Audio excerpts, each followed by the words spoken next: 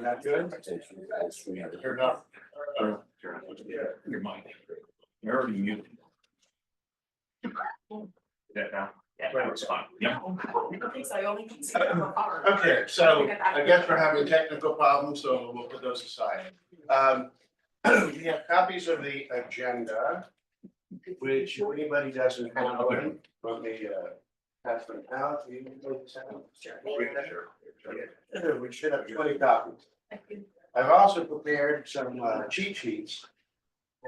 And I'm gonna pass the first one out. Yeah, there should be.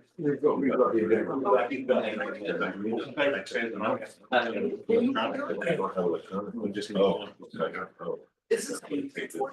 Yes, it is, sure. It's being recorded. Yes. Okay. Yeah, we'll get to that. Okay. So, we're actually gonna, before we even do the first thing on the agenda, we're gonna do, introduction. My name is Keith Ritchie. I'm the co-chair of, this committee, and here's Tim. I'm a member of the Parks and Rec Commission, co-chair of Commission 3. Okay, and this is John Howe. Director of Parks and Recreation in the town. And then back here we have Hank Green, who's another member of the Parks and Rec Commission. And then over there, we have the illustrious George Bennington, the executive chairman of the Parks and Recreation Commission. And between George and John is Tiger Man, who runs everything in the town. Director of Public Works. Okay, and then let's start from here and introduce you. Hi, I'm Lauren Motley. I'm one of the neighbors. Margaret Riley, Executive Director of the YMCA and also one of the neighbors. Angel Sabone, neighbor. Kathleen Mitchell, Marvin Ridge. Subcommittee, New Canaan Community Preschool Director. Ashley Roxo, Legislative Director at Preschool. Betty Leposnik, neighbor. Mary Grace Dubas, New Canaan Girl Scouts, Mary Dean Girl Scout hat. Peter Manson, 81 Marvin Ridge Road. Keith Simpson, landscape architect. Bill Pollock, landscape architect. Okay, welcome everyone. We also have someone in Zoom. Oh, and we have people on Zoom, I guess. Who's that? Jordan Serbone, neighbor. Okay. Oh, Kathy, you're on mute. And Kathy, you seem to be muted, Kathy. Okay, don't worry, we have your admiration. Yes, we're doing right. So the first thing we have to do at this meeting, as at all meetings, is to approve the minutes of our last meeting. And those were published. We do have a copy, in case you want a quick look. I like to think they were pretty accurate and comprehensive. But do I have a motion to approve the minutes from the last meeting? I was going to say there are comments that are missing on there. Well, first of all minutes have some missing minutes. Okay, they're not meant to be verbatim. But when you say missing, what do you mean? Well, I see quite a few people spoke at the last meeting. And I see 1, 2, 3, 4 names were included in the comments. Lynn Groover was excluded. Yeah, not everyone's comments are gonna be in the meeting, because they're not verbatim. It's not like we're hitting the record button and everything's getting recorded. The only thing is getting put in minutes are things that we think may have some carry on validity. Everyone's gonna have the chance to make comments again, Betty. So if your plate's gonna be about these minutes and all minutes, that they're not verbatim, you're never gonna be satisfied. And I was going to say the attendee information is incorrect. The names on the attendees, the vote. So it would have been helpful if these were public minutes that I sent out a week ago. I sent you a copy. If you're gonna make changes, give me those changes ahead of time. If you want, write them up, write all your changes down. And send them to me, and then we can discuss these minutes the next meeting. But that's the proper way to do it. You don't do it at the last minute. You do it. That's why these things are sent out days ahead of time. Keith, what was the motion you called for? set to approve the minutes. I make a motion to approve Second. minutes. Second, all in favor of approving the minutes? I see 1, 2, 3, 4, 5, 6, 7, 8, 9. I see 9 yeses, all against. 1, 2, 3. So I think the motion carries at 9-3. So we're gonna keep minutes of that. Thank you, Tim. All right. I want to introduce the, I guess you already kind of introduced yourself. Giselle, is that you over there? That's me, yep, hi, Welcome. thank you for including us, we appreciate it, we've been in Kiwanis Park since 1955, so. It's been a long history there, so it's nice to know what's also going on in the bottom half of the park. Well, it's great to have you here, and but I do want to make 2 requests of you. One, that you provide us with a copy of the underlying lease between you and okay, good. And then also that you provide a brief, maybe 30 sentence long, but it's a few, of some of your aspirations. I did that, and it's very brief. Okay. That's great. Compared to everybody else's on the cheat Yeah. sheet. All right, so the next thing we have on our list is to review the aspirations for Kiwanis Park. But it occurred to me after I put the sentence out, that we actually should do 4 and 4-3. So if you don't mind, let's do 4, and that requires you to have a copy of that. So we can read over That's there. yeah, you can do that. No. One each. Oh, you've already got one, I'm gonna pass those around. So what we're being passed around is, you'll get it. It's what I've just sent around is what I call a cheat sheet. Where I went through all the agreements and things that I had, and I just sliced out the operative language. Okay, so it is not the complete agreement, it is just the operative language. And that's important for us to kind of lay the foundation here of what we can do with our master plan and what we can't do. There's some restrictions. And so if you don't mind, we'll go through this, it really won't take very long. So the first page is the 1960 original conveyance deed, under which the town got ownership of Kiwanis Park.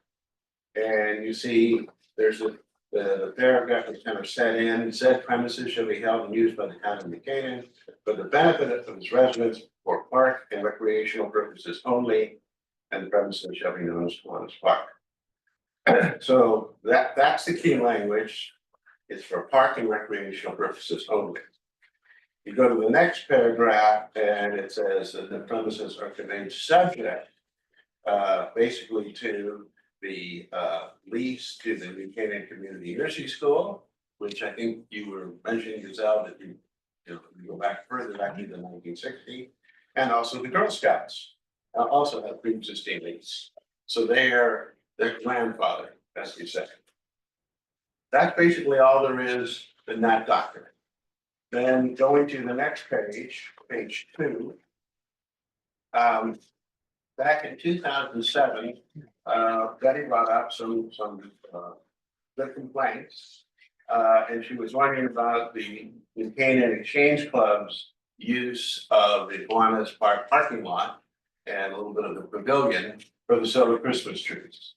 That got looked at by Blumenthal, our Attorney General. And here's pretty much the whole relevant write-up on it.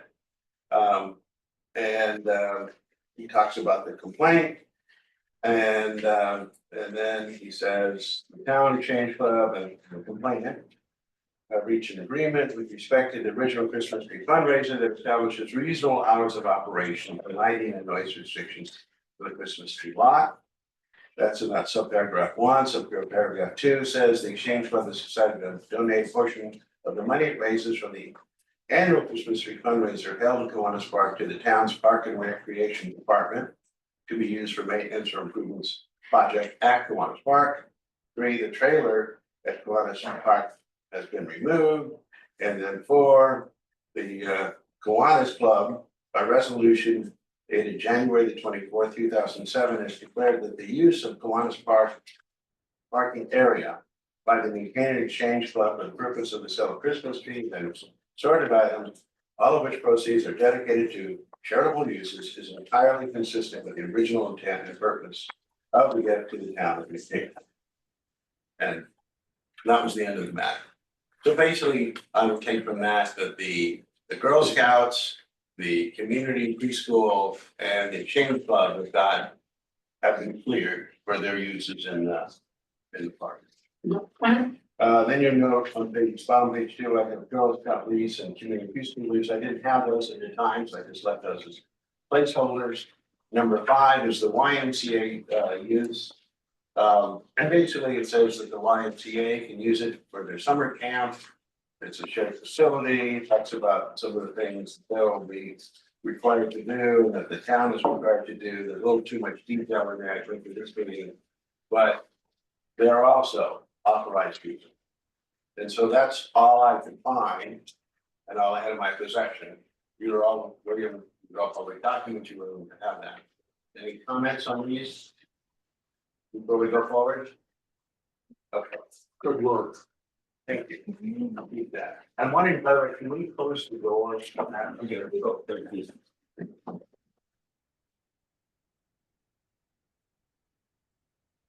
And I would just say broad strokes, and I am a lawyer, or at least used to be.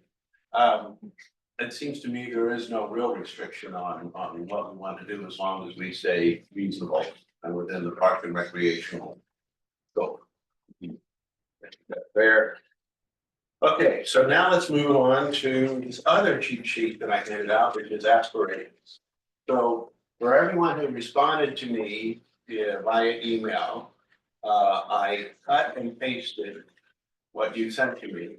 I tried to put it all in the same typeface, so you may not recognize it as if you had like a Times New Roman or something like that. I prefer Helvetica and Arial myself. And so that's what it's. Other copies of that, do you have additional copies of that? There were some. I give you mine, I don't have another. Does anybody have an extra copy? You can email it after, that'd be Oh, great. yeah, absolutely. Hopefully, anybody can share. Yes, no. Oh, you got your contact? So, I didn't put them down in the order of importance or relevance, because I didn't feel that was my role. So I just put them down in the order that I just grabbed them.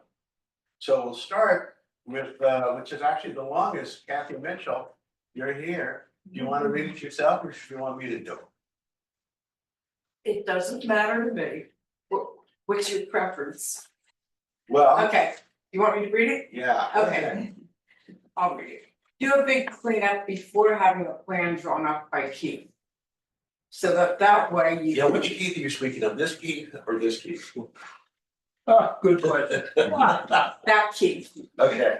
No, have it be that. Yeah, all right. You just call us. I didn't do Keith to this. I forgot there are 2 keys. Okay, the parking lot needs to be paved and lines put down. It's not in good shape at all. Have regular chairs with arms and not just all sand chairs. People do like regular chairs, even down at the beach waterfront. You have that kind at the pool, so Kiwanis needs them also. Sand chairs are just too difficult for seniors to get out of. That was, many years ago when you could get out of them. Okay, review what things need to be replaced, such as tables, benches, and umbrellas. Check and repair any work that needs to be done in the bathrooms, water fountains, playground areas. The bathrooms need to be updated, better lighting needs to be installed. Have a concession stand like you do at the pool. Close an hour later 7 rather than 6. They used to do that a long time ago, I remember, when we were there first, and that extra hour, it's just so nice over there. Just to sit and relax. Keep the side gate closest to the scout cabin unlocked so that people can leave later than the closing time. No other park in town is locked. Make su- what? I'm not sure. I Okay, understand. make sure the computer, I'm the closest to the scout cabin, is that from the playground, is that what you're saying? no, okay. There are like several parking spaces by the building. Right, And there's a gate there Okay. that's locked. And that, if that gate were unlocked, you could just leave when you wanna leave. I see. Okay. You can lock the main one so that kids don't go flying in. You understand what you understand, right? Good. Okay. Make sure the computer works for checking in the park users, because the scanner was often not working. But it was at the pool and nobody knows why. The basketball court needs to be repaired, benches replaced, keep the pond as is. When the park is closed for the day for whatever reasons, allow the pass holders to use the pool like we did when Steve Banko was around. He gave that permission, and that was always the practice. And then when it was closed, this year, all of a sudden, no, you can't use the pool. Have information put up by the rec department on the bulletin board at the very beginning of the season. And make it clear where the season passes can be purchased and how it's done. For some reason, I saw people coming in, they didn't have a pass and they didn't know where to go, and if they would have it in writing, maybe it would be easier for them and they could do it right then and there, online with their phone. Okay, the trails, make sure that they're safe for walking without stumbling on rocks or stones. Replace benches with new ones as needed by the playground, basketball area, and on the deck, sort of redundant here. Put up the signs for spaces for lifeguard parking, beach parking, wide parking, employees and pickups. That might eliminate some confusion. Often at pickup time, the why parents were using parking spaces and beachgoers had no place to park. They would even block spaces, so they just need to develop a better pickup plan. Put a sign up saying bathrooms are for beach pass holders only by the check-in.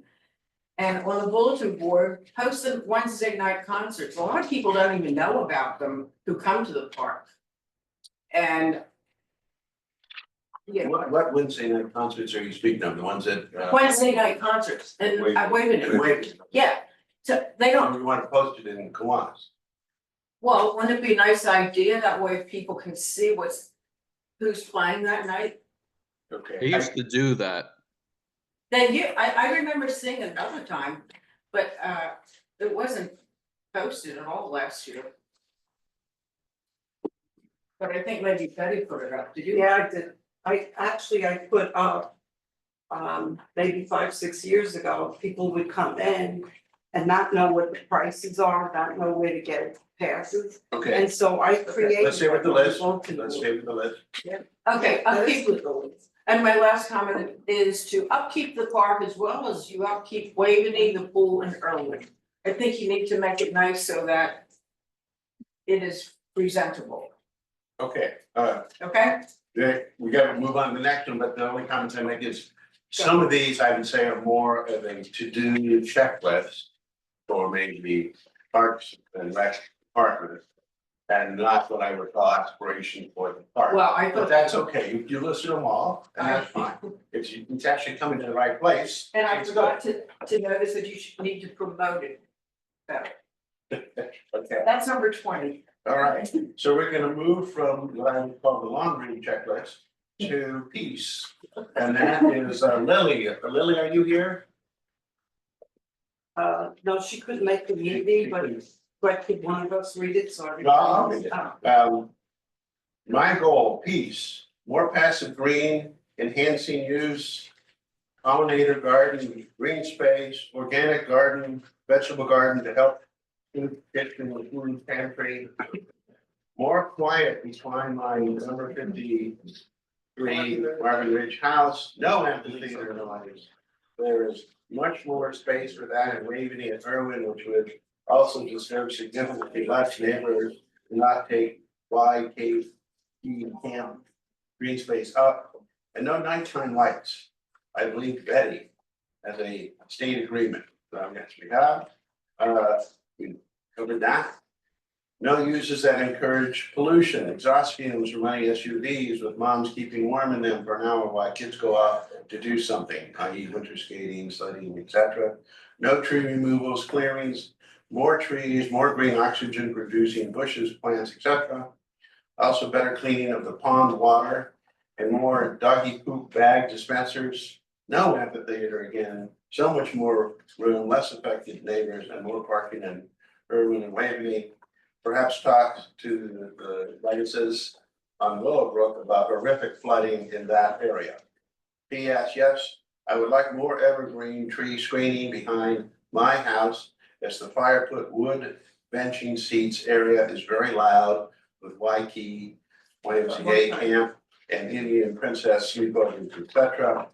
Plus people have walked into my backyard from there, so it's not obvious where my land starts as the wood benches the Eagle Scouts made without a survey encroach on my land. Look. Right? Thank you, Lily, and now Lisa. Hi. Here's the map.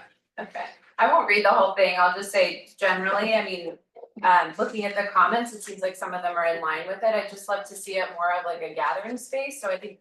Right now, there's so much opportunity there to take that open land and actually turn it into a gathering place with like seating and plantings and things like that. So more just seeing it as an opportunity for a playground, community garden, obviously, and then several seating areas. One thing I noted in here was the walled garden at Waveney. That's one of my favorite places in McLean. I'd love to see something like that created maybe without the walls, just to have, you know, like a bench with some seating, and you always see people sitting there. And it would be a great way to get the beautification committee or the garden club involved in the park as well, so that we can make it as nice as Waveney, because you have volunteers that are also coming in to maintain that property. The one kind of ask I would say is to not have nighttime use of the park. I'm also a neighbor of the park, so I would just love to see it close at sunset, just like every other park does, given that there's so much residential presence. And then the last piece, this resource that I linked to, so I used to work for an organization called the Center for Active Design, and they actually specialize in designing public spaces for community engagement and physical activity. So I just posted a resource there that I think may be helpful to Keith and his team if you haven't seen it. Just ways to create certain types of seating or certain ways of engaging the community, incorporating what you were speaking about earlier of like signage, but doing it in a creative, beautiful way. Kind of like at Waveney, they have those amazing wooden benches where it serves a purpose, but it also is very beautiful. So a lot of opportunity for the park that I'd love to see there. Great, thank you, Lisa. Let's move on to Angelo and Betty. My ones are really fine. Well, you do. Well, I really don't, because I think this just covered most of gist of what I was getting at. It's a residential neighborhood, needs to be quiet, and I think the activities that go on there need to be in conjunction with what's there. Are you gonna read this or are we gonna have? I'll read it since everybody else is doing that. Kiwanis Park, more than any other park in New Canaan, lies within a residential area. Surrounded completely by private homes, the surrounding neighbors hear and see everything that happens in the park. No number of trees, shrubbery, or fencing can prevent intrusive light and noise from entering these homes. Goal number one, the Kiwanis Park Master Plan must restrict plans for park activities that would take place beyond the times currently in place with organizations that utilize Kiwanis Park. And with that, it means the Exchange Club ends their activities at 6. The Girl Scouts periodically have nighttime activities, but within the cabin. So we have hours like was mentioned earlier, that basically the park shuts down at sunset. There needs to be a continuous exchange among all parties from the inception of any proposal. The overarching goal must be to maintain the current level of tranquility that the abutting neighbors have enjoyed for decades, including but not limited to no activities before dawn and after dusk. The KPMP should state upfront exactly the type of activities allowed and the hours of operation permitted. Okay, I just want to say one word about this, and I'm trying not to be taken back, but when I brought the operative agreements, I did, for the first time, note that the Girl Scout rights and the pre-K nursery school, they have rights that went along with the grant, so even preceded the date of the grant. I haven't seen those agreements, so I don't know what rights they have to do nighttime activities or early morning activities, and if they do, there's nothing we can do about it. Can I just add to that, that we often have troops do overnights, which would be, contrary to that. Right, but they're not disruptive, they do most of their Well, activities. whether it is or not, again, I don't wanna spend time trying to do things that we don't have the power to do. And that lease is the more powerful than, it's bigger than our scope. If they have the right, it's in their lease agreement, the lease agreement, again, precedes even the creation of Kiwanis Park. So if those rights, and again, I haven't seen those agreements yet, but if those rights are granted in those agreements, there's nothing you can do about it. And in terms of the exchange, but actually, I think we stop at 5 o'clock. Sometimes it runs a little over because we get customers we can't get rid of. But I can tell you, I'm the one who's usually there trying to get rid of them. Yeah, well, weeknight stops at 6 P M. Right, that's all. Weekend 5 to Right, 6 I ish, do know. but You know, we've been very religious about shutting those lights off at 6. Yeah. Right. But great comments, now, Angela, do you want to add anything? No. Okay. Okay, and now we have, very, yes, Okay, very good. Removal of bamboo behind the cabin and planting of native plants, trees and shrubs behind the cabin to prevent erosion. Cleaning of poison ivy and weeds on the left side of the cabin extending to the road, placing wood chips there to prevent further growth of pesky plants. There's been a lot of wash off of our front lawn from a flooding issue that we had a couple of years ago before the new drain basins were installed, thankfully by Tiger Man. And the lawn needs regrading and reseeding, including the fires that were there. The brick walkway has settled unevenly in several spots. It needs to be leveled and just general maintenance of the split rail fence. but let me ask you a question about that. So again, I haven't seen your underlying agreement. I did notice for like the YMCA, that they're required to maintain their area, so there's a lot of requirements for them. Okay, what are your requirements in terms of maintaining the property that you are leasing? The cabin itself, the interior cabin, but the external areas, the town, for example, the town does the trimming and the lawns and they have actually done some seeding of the lawns. And they have in the past cut some of the bamboo, but the bamboo was so invasive Oh, yeah. that it keeps coming back. So the town generally, we lease the cabin for $1 a year. Yeah. And then extend the lease. But we take care of the building Yeah. per se. Yeah, okay. Well, Tiger, come on, here we go. I will say, and maybe we'll get into this, maybe it's not the right time. But I hadn't even been aware that a good chunk of the park is in kind of a flood zone. And that's pretty much where you are. Yes. Because of where the river is, if the river overflows, it's like going right into your backyard there. So I just said it's tough, it's a tough property. From that perspective, the other parts of the park that are a little bit higher ground have an easier job of doing some long-term maintenance and things. That's gonna survive. There's nothing really survives when it gets washed away. Okay, moving on, and Peter, you're right here. I am here. It's true. Karen and I aspire two things for Kiwanis Park, basically to preserve what we think is really great about it. One, continuing maintenance of the trails, which we use several times each week, enjoying the birds, the bees, and the flowers, and the safety of walking in the park rather than on Old Norwalk Road at part just before Marvin Ridge Road, where at least one pedestrian has been killed in my time back in the sixties. So we enjoy the birds and bees, the safety of walking on Old Norwalk Road. Our second aspiration is to maintain the green space. We see the park, as Webster's does, a large area of land kept in its natural state for public recreation. Cutting down trees to make a sledding hill makes no sense to us. For the past 2 winters, we didn't even clear our driveway. There wasn't enough snow. Seems to me there's a very good sledding hill at Waveney down the hill to Anderson Pond. Trails, green. Say it again with the trails? Got a hand here. No, what you said about trails, Yeah, say it again?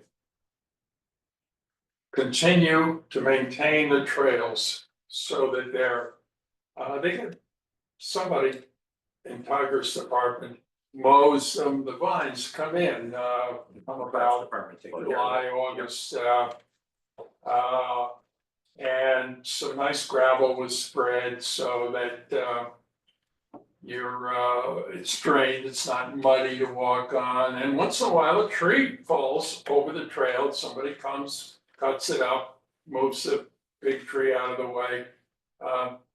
We use them 3-4 times a week. We walk to town whenever we can, and walking in the park is delightful. So maintain the trails, Okay. and they're great. We love them. Yeah, and we're gonna get, by the way, our next one, thank you, Peter, is from the community preschool, but as we're on trails, I had mentioned at the first meeting that one of my aspirations or thoughts at least was that we could continue the trail from where it ends around the amphitheater and circle behind the YMCA cabin, kind of circle and behind where the basketball court is, kind of go around and come back up alongside the river as much as it would be feasible to do so. And I had thought that somebody else had picked that up and had put that in their aspirations. Was it you, Leslie? Yeah, I was about to call out the fact that my comments and aspirations aren't in your short list. Yeah, so did you email it to me? I did, yeah, just and missed it? Hank and Keith. Okay, somehow when I did my search, I didn't find it, sorry. Do you wanna go through yours then? Yeah, if you'd like to. Sure. Okay. Oh, I'm sorry, Peter. Are you finished, Peter? Yeah, we're done. I'll just read it from the email, but And then can you forward it to me again when you're? yeah, sure, yeah. I had 6 aspirations. I'm gonna quickly fly through them. My first aspiration is incorporate the river as a feature. Ideally, I would like the river to be like a feature of the park as opposed to a bordering edge. I had something in mind of how they use it in Mill River Park in Stanford. I have as sort of like an aspiration. The second point I have is to improve the park boundaries and the edge lines. So include both sides of the river in the park if it's indeed parkland. Maybe have the trail go around the back there and clear out the unused woodland that's around the caretaker's house down there. So basically improve the boundaries as part of that. My third aspiration is to improve the trail system, which is what you just mentioned. My fourth aspiration was to improve the entrance to the park. On this, I think it would be nice to include a lovely metal arch into the driveway where the telegraph poles are. Something that's equivalent to what you have in Mead Park with their beautiful arch entry, I think could be a really lovely aspiration. My fifth item here, I'm sorry to go on and off you, but bear with me here. My fifth aspiration is to move or remove certain structures. So I would like the caretaker's house or parts of it to be removed and potentially consolidate some of the storage sheds. It'd be great if the pump house at the pond could be moved or relocated to a bit closer position to where it needs to be. Right now, it's like kind of hanging out into a bit of a axis. The sixth aspiration is really to remove the invasive trees. Last year, there was a huge spotted lanternfly problem in the park and the honeydew. It's just, that one's pretty low, that's why it's number 6. But it would be ideal to remove those pre-attendance trees that are in there. They're invasive anyway. That was it. I can resend that. Yeah, please do. Those are great. And I know I did read that at some point, but somehow later on when I did my searching for Kiwanis and aspirations and I didn't come up with yours. No. I'm sorry, but yeah, go ahead again, we'll get into that. Lauren, L-A-U-R-E-N, Motley is M-O-T-T-L-Y. Okay, thank you. Yeah. Very good. Now those are aspirations. So then we have some more aspirations, which are from the New Canaan Community Preschool. You wanna read those? Yeah, they're very low key, I think. We just want to continue to operate in our little corner of Kiwanis Park. That is included in our lease, and then also to maintain the accessible parking that we use for our staff members, probably in the current location during the school year, September, beginning of June. We do have a summer camp, but we park up top for our summer camp. We call the lower portion down below for parking for the staff members. Because we can't have parking for the staff members and for our parents, there's just not enough room up in front of the school to pick up and drop off if all of our staff cars are parked up front. Great, thank you. Well thought. Okay, shall we spend a minute just to talk about those? I thought they all were good, and some of these we're I think we're gonna incorporate, definitely we're gonna incorporate in the master plan. I think some of them will have a list for these two gentlemen to deal with, maybe inside or outside the master plan, just as kind of ongoing maintenance and things. Just, I mean, some of them were just good housekeeping. So I'm not sure if they should be kind of in a master plan, which is more of a little grandiose of a document. But I thought, you know, they all were good, and this meeting is intended to be inclusive and transparent. So if those actual words of yours don't get into the master plan, I should say the first draft, come back and we'll find it again, or if not, we'll make it like a list, like, you know, that will get out, because there was nothing that anybody said that I think wasn't a good idea.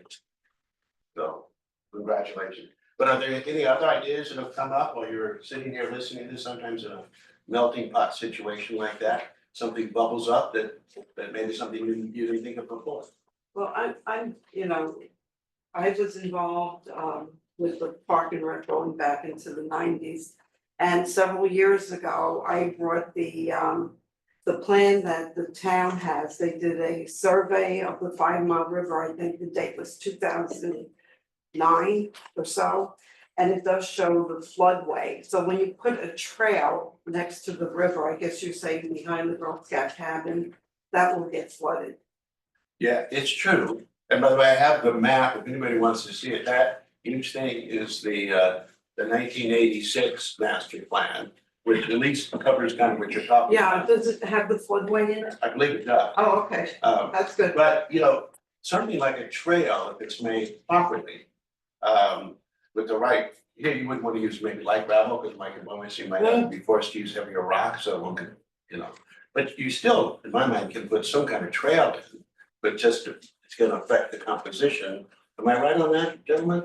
Yeah, yes, I mean, I don't think we can exclude all uses in areas which have the potential to flood, because there's a very substantial part of the park which has that potential, but just as you say.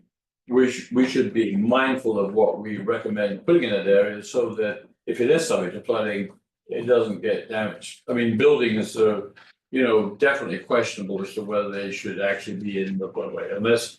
Of course, you can build them with a little bit more reinforcement of foundation to anticipate flooding.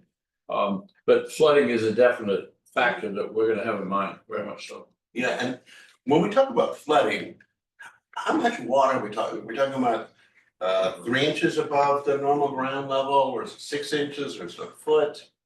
Do we have any idea? Well, that's what the flood study should show, because the flood maps and the flood plans really talk about what elevations floods will be under 10-year, 25, 50, 100-year flood and all the rest of it. So we Okay. should have some predictions of Okay, elevation. You Yeah, made that I was previous. going to say, I was one of the key people involved with the flood plan study. It was done in conjunction with, the spearhead was former first selectman, gosh, what's his name, Yvonne Klein. And it extended to Rowayton, Norwalk, and New Canaan. And at that time, there was a gentleman from Norwalk who walked the entire 5 Mile River length. And handed out, really, handed out, oh, this is maybe 20 years ago, handed out flyers to every single resident or business along the route. And in that, he proposed getting somebody from each community together, and we did get together, and there were a group of about 5 of us from New Canaan that were interested in it. And with that, I know Tiger was also involved, and Kathleen Holland.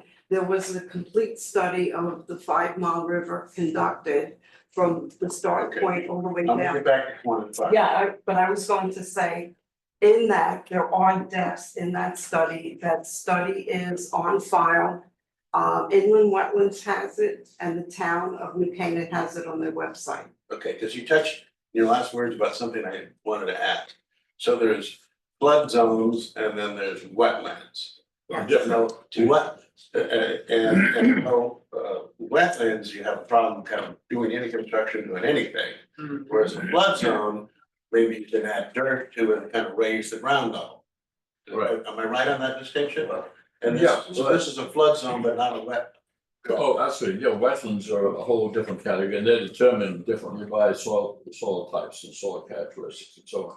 But there's very extensive wetland in the southwest corner of the park, there's no question about it. Okay, and those wetlands we can't really touch. Well, I don't think we have any reason to, we should give a good, we're respecting the whole wetland situation anyway.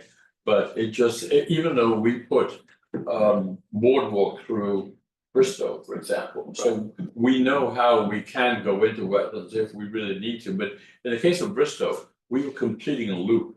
And in this case, the wetlands are really sort of on the outer fringe of everything as far as we can see. So there doesn't seem any justification to us for building boardwalks into wetlands just to be a destination which people wouldn't necessarily go to. So that's just a first instinct on the wetland picture. On the flooding though, as much as all these people run incredible studies and federal government and the state and all the rest of it say flood this, flood that. I'm really interested to hear from longtime residents like Betty Lavastic and so on. I remember she said, I remember when the flood came up to X place or something like that. That information is really valuable to us, because if you've been living here for so many years and you've seen the flooding behavior in the area, then we'd love to hear about that. We've got a question. I can share, so I live on Willowbrook Lane, and the back of our backyard abuts where the cabin is, the Wi-Fi cabin. So we're up on a hill, but our neighbor next to us, I mean, I would say at least twice last year, I got like almost halfway up the hill and definitely into Kiwanis. I mean, it's happening. We first moved here about 8 years ago, it didn't really happen, but in the past 5 years, it's happened at least 6 times. Yeah. So I know that in Kiwanis, it probably looks a little bit different because the flooding is coming from the river and then there's a pond back there. But there is, significant water that comes up, but I think to your point, Keith, you can plan for it, any structure just would have to be planned for in that space. I haven't really seen much get ruined from it, other than debris that's just left over and we have to clear it out. But it is something we'll have to wrestle with. I mean, it's at least once a year. I There would was say. a published article a few years ago from one of the Willowbrook neighbors that said he had 5 feet of water in his home. So it is significant, and somebody named Kenneth Cogswell was the first resident in that white building in the back, that one that used to be. He was there for years. Yeah, he moved in 1955. I spoke to him because he was my neighbor. As a And- police officer. Right, it was a dog warden. And what he mentioned to me is the hurricane of 1955. He was removed from Kiwanis Park by rowboat. Because the flooding was so high in 1955. And I guess in last year, in August, we took pictures the following day and you couldn't walk in the back. It was still ponding. So I wasn't there during the overnight to see if it was 1 or 2 or 3 feet of water. But Willowbrook had it, and then a few years before that, there was another 500-year flood event. And inundated, well, you would know from going into the park afterwards in the aftermath to see all the sand moved into the pond, and it was really, quite a bit. And it's not just the field, it goes all the way up by the pavilion where the damage is done. Okay, by the way, I'm gonna pass this around, just to make it easier on our scribes here. For you to put your name down if you attended, so we have an attendance list. If you need a pen, just let me know. Just have one other note, not about the flooding, but I just wanted to echo support for Lauren's comment of having access to the river. I do think that would be great, because right now there's kind of that drain pipe that goes out, and I know with my kids, we kind of clamber down there, but it would be nice if there was an easier way to just get in and out. Similar to the nature center, the kids can splash around in the water, look for salamanders and stuff like that. There's a cool opportunity to actually use that water feature, because that part is flowing all the time. I know behind my house, there's a dry stream that when it rains a lot, it runs through. But the river itself is usually has water in it, but not treacherous, it's low. And I do love the idea, even though you didn't like it so much, of an elevated walkway, which I use all the time with my dogs and in Briscoe and these various places. But that gets into money, and again, right now, we have no money. We get a lot of peso, so we're gonna come up with our plan. It has to go through the Board of Finance, the Board of Selectmen, and then we'll see. But ultimately, we may have to create something like they have in New Canaan, for Ravens Park, the Conservancy, or Irwin Park, you get a group, which many of you would be members of, then you try and find some people who got some extra money to contribute, and that becomes your source of money, and we become the source of labor, then I'll be happy to be part of that. And we get some of these things done, we have our list, we don't entirely rely on the town getting it done, we do some of it ourselves, and also maybe we pay for part of the cost if we want improvements and things. That's how a lot of things get done in New Canaan, this private public partnership. So don't think it's all gonna be, we're gonna come up with a plan and town's gonna pay for everything. I just don't think that's entirely realistic in the world we live in, but we'll see. So the next thing, and we can always go back to these others, but we need to schedule a walk through the park with the other team, the more important team. Reed Simpson and his partner Bill. And so, Pete, can you give us some dates and times that would be good for you? Yeah, Monday, Tuesday, Wednesday, so for the better part of the week for sure. And we're looking at late April, early May. I'm still around until June. Well, so would it be better to talk about like if it's coming Monday or Tuesday, Wednesday, or would you like a a week after that? No, Monday is fine. This Monday is not good. Yeah, well, exactly, no, usually something 2 or 3 days away is, not good. Yeah, and then we have Easter coming up right after that. Yeah. It's spring, Easter spring weekend. break for New Canaan next week. Oh. Yeah, okay, so let's skip next week, and let's actually skip the week after, because that's Easter Sunday and Easter. All right, so right up to Easter that week. We got the 28th. Yeah, we could do that. Okay, so I don't know so. So Yeah, so what would be if we went after Easter, which I believe is the 18th or 19th, Easter right? the Monday, yeah, Monday the 28th is the following. Yeah. It's like Yeah. 20th. How does the week of the 5th look of May, just The because of 11th warm is- weather? 11th is Friday. Right, so we're from that, so we're talking about, well, George, what about the after Easter? Yep. So we don't wanna do an Easter weekend. Week of the 28th, People take that, do the people have that week off? Monday the 28th, yeah. Yeah, okay, so Monday the 28th would be like the first available Monday, the 28th, 29th, or 30th? The 29th. Yeah. Okay. It's on the 20th. I'm pretty indifferent, I'm an old retired guy, so I can make it work. I was going to say something on that walkthrough. Is it everybody here that will be invited? Will you come and John Howe? It is a public walkthrough and we'll see, I don't know what John's schedule will be, but Yeah. Calendar, just waiting for you to pick Right. the day. Yeah. Choose a day. You pick the date. These 3, 4, I guess, are the important Yeah. guys. And I was going to say, I emailed you prior to this on the walkthrough. And I asked you if you would come with me and look at all the gravel. I couldn't walk through it and I had walking poles. So, to Kathy's point too, that she mentioned, and I mentioned prior. Can we clear out some of that before we do a walkthrough? So let me see 2 things, for one, I'm sorry, I don't feel committed to respond to every email that I receive. These No, but I'm public saying meetings, this is there's part of the Freedom of Information Act, so, second of all, I walk my dog in there. Like But- every 3 days, and somehow my 2 crazy dogs and I can get through, I figure other people can get through. Well. And you know what I do, if there's a rock, I should push the rock to the side, and if Yeah. there's a branch, This, I actually break the branch, but, yeah, I But- push it to the side. I, But I guess that's my attitude, I don't expect someone else to do things for me, I just do it myself. this is a so- park trail. But let's go back to trying to schedule the walkthrough with Keith Simpson and his colleague and these 2 gentlemen, okay? That's what we're trying to work on now, and we had, I think, 3 dates proposed, which was Monday the 28th.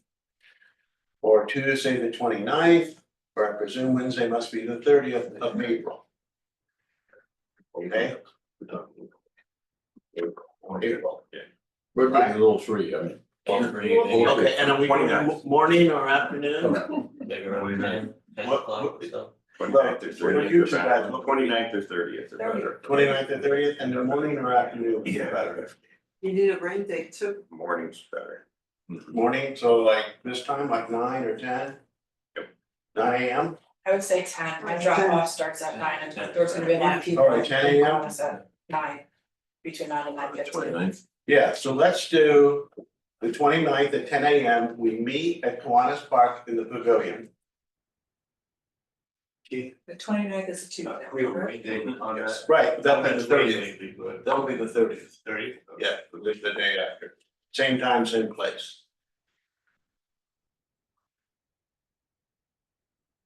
Rain date? This is Rain date is the 30th. 30th. Yeah. And then we'll be able to go through, it'll be the condition of the trails, and if we wanna talk about extending the trails or anything else. And on what days? And again, you're all invited. Wednesday. Public meeting. And Tuesday and Wednesday. So just do the walkthrough that day, because we'll still have to post it. Yeah, Yeah. yeah, so that's just a walkthrough. And it's separate from item number 6 on our agenda, which is the next meeting date and time. Second Thursday. That would be Thursday, May 8th. I always have my old fashioned. I could have. I have my order, yeah.